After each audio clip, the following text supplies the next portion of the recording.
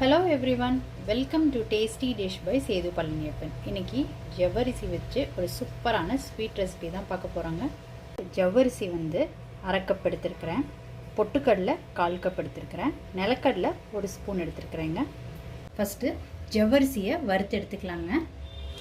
எடுத்து வச்சுருக்கிற அரை கப் ஜவ்வரிசியை ஒரு கடாயில் சேர்த்துக்கிறேன். மிதமான தீயில் இதை வறுத்து எடுத்துக்கலாம். ஜவ்வரிசி நல்லா வறுபட்டுருச்சுங்க, நல்லா பொரிஞ்சு வர ஆரம்பிச்சிருச்சு. இப்போ இதை ஒரு பிளேட்டுக்கு மாற்றிக்கலாங்க. அடுத்து நிலக்கடலை சேர்த்துக்கிறேன். இது மிதமான தீயில் வறுத்து எடுத்துக்கோங்க. அடுத்து பொட்டுக்கடலையை சேர்த்துக்கிறேங்க. இதுக்கு அடுப்பை ஸ்விட்ச் ஆஃப் பண்ணிவிட்டு கடாயில் உள்ள ஹீட்லேயே இதை வறுத்து எடுத்துக்கலாங்க. வறுத்து வச்சுருக்கிறதெல்லாம் நல்லா ஆறட்டும்.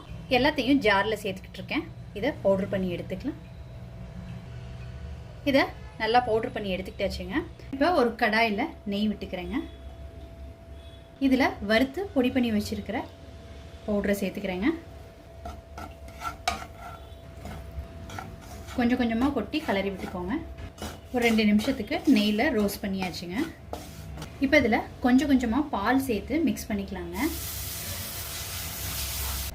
1/4 டம்ளர் பால் சேர்த்துருக்கேங்க. இப்போ இதை நல்லா கலந்து விட்டுக்கலாம், கட்டி இல்லாமல்.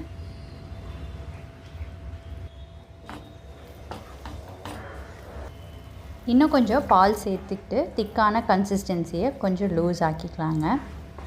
இல்லை வேக விடும்போது இதோட டேஸ்ட் இன்னும் சூப்பராக இருக்குங்க. மாவெல்லாம் நல்லா வெந்து ஒன்று சேர்ந்து வந்துருச்சுங்க.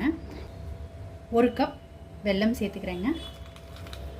சேர்த்துருந்த வெல்லம் எல்லாம் நல்லா கரைஞ்சிருச்சுங்க. இப்போ இதில் ஏலக்காய் தூள் சேர்த்துக்கலாம்.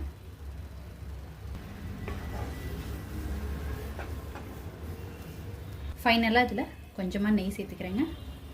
ஒரு தடவை நல்லா கலந்து விட்டுக்கலாம். நல்லா பேனில் ஒட்டாமல் எல்லாம் ஒன்று சேர்ந்து வந்துருச்சுங்க. இது இப்போ கரெக்டான கன்சிஸ்டன்சி. இறக்கிடலாங்க. ஒரு சூப்பரான ஜவ்வரிசி ஹல்வா ரெடி ஆயிடுச்சுங்க.